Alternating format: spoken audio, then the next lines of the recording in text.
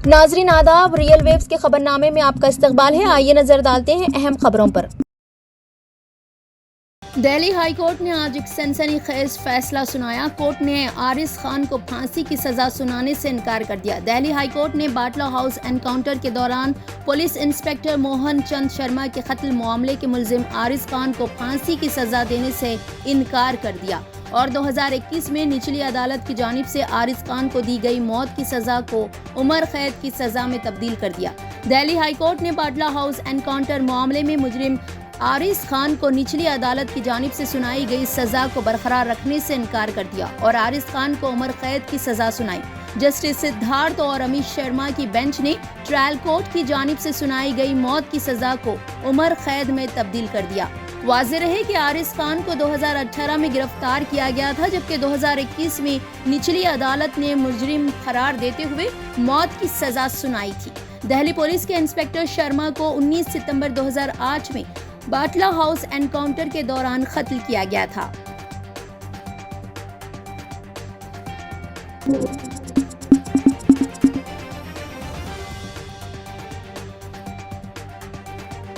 बिहार में एक बड़ा ट्रेन हादसा पेश आया है। आनंद विहार टर्मिनल से कामाख्या जाने वाली ट्रेन नॉर्थ ईस्ट एक्सप्रेस के कुछ बोगियां चाशुंबी की रात तकरीबन 9:35 पर दानापुर डिवीजन के रघुनाथपुर स्टेशन के करीब पटरी से उतर गए।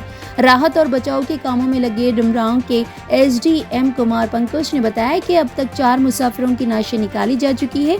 सीपीआरओ रविंदर कुमार ने बताया कि हादसे की इमदादी गाड़ी तिब्बी टीम और एहलकारों के साथ जाए हादसे की जानिब रवाना हो गई है। इस दौरान स्टेशन पर अफरा तफरी की सूरत हाल है। गांव वाले बचाव के काम में मसरूफ है। अब तक मौसूल होने वाली इब्तिदाई मालूमात के मुताबिक डाउन नॉर्थ ईस्ट एक्सप्रेस की 8 बोगियां पटरी से उतर गई हैं। हादसा पटना रेलवे सेक्शन के रघुनाथ स्टेशन के करीब पेश आया। मजीद तफसीलात का इंतजार है।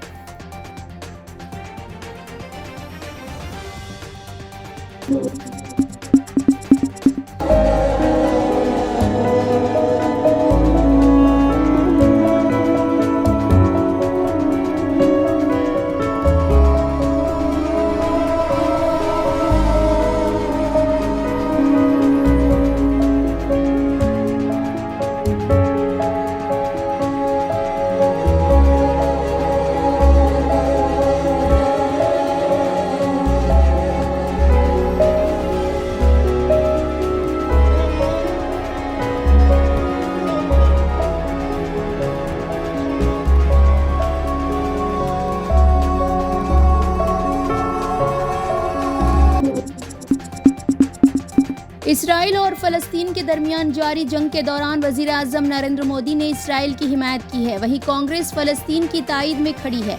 बैनुल अक़वामी मीडिया में शाये खबरों के मुताबिक हिंदुस्तान के वजीर आज़म नरेंद्र मोदी ने अपने इसराइली हममनसब बेंजामिन नेतन्याहू से टेलीफोनिक राब्ते में हमास के साथ जारी लड़ाई में एक बार फिर इसराइल की हिमायत का अदा किया है। मोदी ने सोशल मीडिया प्लेटफॉर्म एक्स पर अपने पोस्ट में कहा कि मैंने फ़ोन कॉल और इसराइल की ताज़ा सूरत हाल से वाकिफ कराने पर बेंजामिन नेतन्याहू का शुक्रिया अदा किया। इस मुश्किल घड़ी में हिंदुस्तान के अवाम इसराइल के साथ मजबूती के साथ खड़े हैं। हिंदुस्तान हर किस्म की दहशतगर्दी की मजम्मत करता है। ये दूसरा मौका है जब वज़ीर आज़म नरेंद्र मोदी ने इसराइल पर हमले की मजम्मत की और इसराइल का साथ देने का ऐलान किया। क़ब्ल हफ्ते को उन्होंने इसराइल में हमलों की मजम्मत की थी और इसराइल के साथ खड़े होने का ऐलान किया था। इधर भारत की अपोजिशन जमात कांग्रेस पार्टी ने फ़लस्तीनी अवाम के हुकूक की हिमायत का ऐलान किया है। इसका मौक़ूफ़ वज़ीर आज़म के मौक़ूफ़ के बिल्कुल बरअक्स है। कांग्रेस वर्किंग कमेटी ने पीर को एक करारदाद मंजूर करते हुए मशरिक़ वस्ता में छिड़ी जंग पर इजहार अफसोस किया और फ़लस्तीनी अवाम को पार्टी की देरीना हिमायत के मौक़ूफ़ का अदा किया। बयान के मुताबिक CWC फ़लस्तीनी अवाम के ज़मीन खुद मुख्तारी और बाइज़्ज़त ज़िंदगी गुजारने के हुकूक के लिए अपनी देरीना हिमायत का अदा करती है।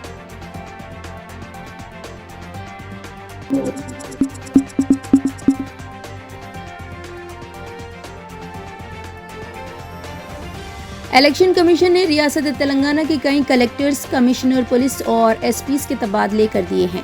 Rangareddy collector Harish, Medchal collector Ome Kumar, Yadadri collector Vinay Krishna Reddy, Nirmal collector Varun Reddy, Hyderabad commissioner police CV Anand, Warangal KCP Ranganath, Nizamabad CP V Satyanarayana, transport secretary commercial tax commissioner T K Sridevi, excise director Musharraf Ali के साथ संगारेड्डी एसपी रमना कुमार, कामारेड्डी एसपी श्रीनिवास रेड्डी और दूसरे भी शामिल हैं।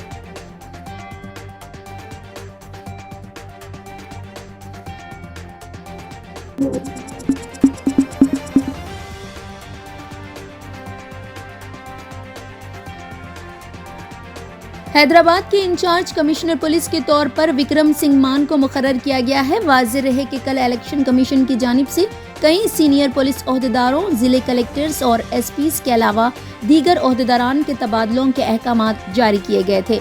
जिन ओहदेदारों के तबादले किए गए हैं उनमें कमिश्नर पुलिस हैदराबाद CV आनंद भी शामिल है। उनके तबादले के फौरी बाद हैदराबाद की कमिश्नर पुलिस के तौर पर इंचार्ज की जिम्मेदारी विक्रम सिंह मान सीनियर पुलिस ओहदेदार को सौंपी गई है। जिन ओहदेदारों का तबादला किया गया है उनकी जगह नए ओहदेदारों को मुकर्रर करने के लिए एक पोस्ट के लिए 3 ओहदेदारों के नामों की फहरिस्त जुमेरात की शाम तक रवाना करने की इलेक्शन कमीशन ने तेलंगाना हुकूमत को हिदायत दी है।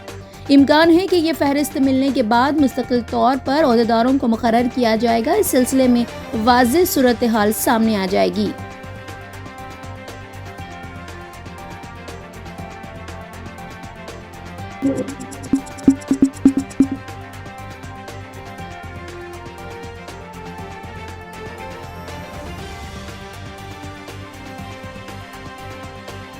तेलंगाना के जिले कोत्तागुड़म में 11 साला तालिब इल्म ने वालिदैन की जानिब से किताबें ना दिलाने से मायूस होकर खुदकुशी कर ली। ये वाकया चारशंबे को पेश आया। पुलिस के मुताबिक सुधीर बाबू ने बंदलापाड़ो में अपने मकान में फांसी ले ली। सुधीर बाबू एक स्कूल में 7वीं जमात का तालिब इल्म था और वो अपने वालिदैन से किताबों के लिए रकम का मुतालबा किया था और रकम देने से इनकार पर वो मायूस हो गया था। पुलिस ने एक केस दर्ज करते हुए मजीद तहकीकात का आगाज कर दिया है।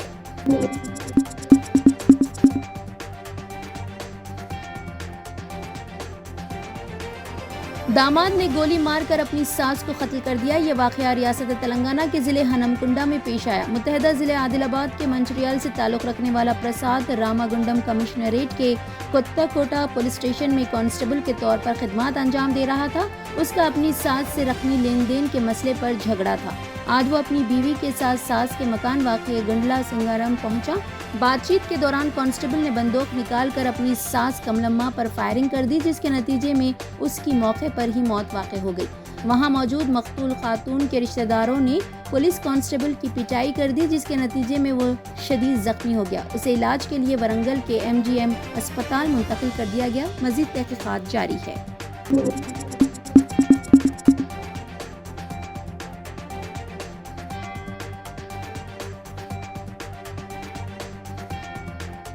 तेलंगाना के नागर कर्नूल जिले मुस्तकिर से ताल्लुक़ रखने वाली 6 साला शाज़मीन की डेंगू से मौत हो गई। गुज़िश्ता रात शाज़मीन जुबली हिल्स के रेम्बो चिल्ड्रंस हॉस्पिटल में इलाज के दौरान फौत हो गई। बताया जाता है कि नागर कर्नूल के राहत नगर कॉलोनी के लैब टेक्नीशियन मोहम्मद शाकिर की बेटी शाज़मीन को 1 हफ्ता कबल बुखार आया था, जिसके नतीजे में एक प्राइवेट क्लिनिक में टेस्ट करवाए गए और इसमें डेंगू बुखार की तशखीस हुई।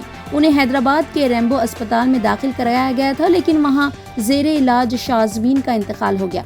मुतवफ़्फ़ी के वालिद शाकिर ने अपने दुख का इजहार किया कि 1 हफ्ते के इलाज के लिए 18 लाख रुपए रिश्तेदारों और साथियों से बदल लिए थे। इसके बावजूद बच्ची सेहत याब नहीं हुई। शाज़मीन शांति निकेतन स्कूल में पहली जमात में पढ़ रही थी।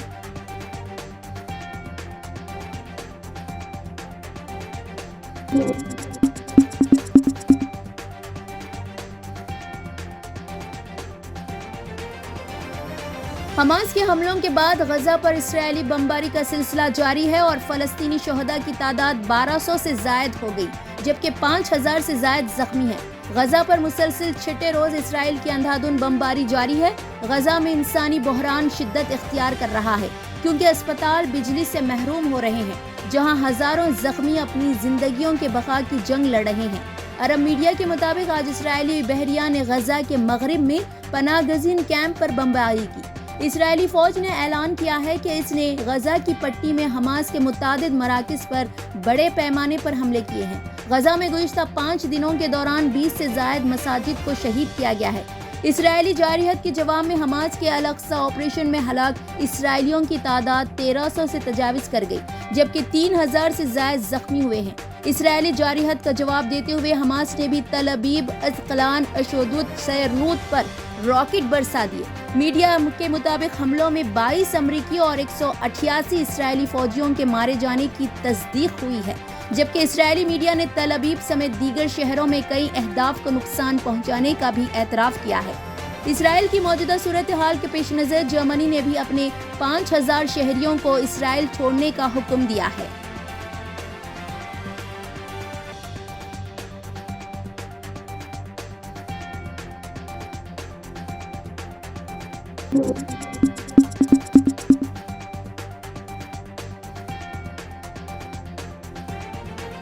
इंडियन रेलवे ने रेलवे मुसाफिरों को खुशखबरी दी है। इंडियन रेलवे ने इन लोगों के लिए एक बेहतरीन सहूलत फराहम की है जो रिजर्वेशन करवाते हैं और इमरजेंसी या आखिरी लम्हात में अपना सफ़र मनसूख कर देते हैं। अब तक अगर आप बुकिंग करते हैं तो आपको सफ़र करना पड़ता था या टिकट मनसूख करना पड़ता था। इससे वक्त और पैसा ज़ाया होते थे, लेकिन अब कोई परेशानी की बात नहीं है। महकमे रेलवे किसी दूसरे को रिजर्वेशन टिकट ट्रांसफ़र करने का मौका फराहम किया है। ये रिजर्वेशन टिकट खानदान के किसी एक फर्द को मुंतकिल किया जा सकता है। सफ़र से 24 घंटे पहले दरख्वास्त करके रिजर्वेशन को मुंतकिल किया जा सकता है। मुसाफिरों को ट्रेन की रवानगी के वक्त से 24 घंटे पहले रिजर्वेशन ट्रांसफ़र की दरख्वास्त करनी होगी। इसके बाद ही टिकट को दूसरे मुसाफिर के नाम पर मुंतकिल किया जाएगा। मुलाजमीन त्योहारों, शादियों और ज़ाती वजूहात की वजह से रवानगी से 48 घंटे पहले दरख्वास्त करें। टिकट का प्रिंट आउट लें, करीबी रेलवे स्टेशन पर जाएं और रिजर्वेशन काउंटर पर दरख्वास्त दें। आधार कार्ड, पैन कार्ड या वोटर आईडी कार्ड जैसे शिनाख्ती कार्ड की एक कॉपी इस शख्स के लिए लाजमी है जो टिकट ट्रांसफ़र करना चाहता है। तमाम दस्तावेजात के साथ रिजर्वेशन काउंटर के जरिए टिकट के ट्रांसफ़र के लिए दरख्वास्त दें।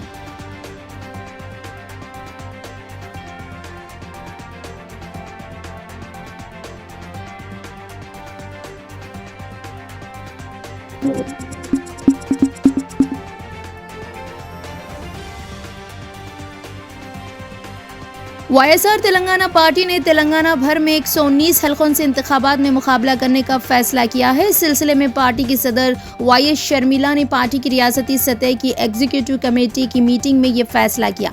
शर्मिला ने पालेरू हलके से इलेक्शन लड़ने का ऐलान किया है। शर्मिला ने लीडरों को पार्टी के बी फॉर्म के लिए दरख्वास्त देने का मशवरा दिया।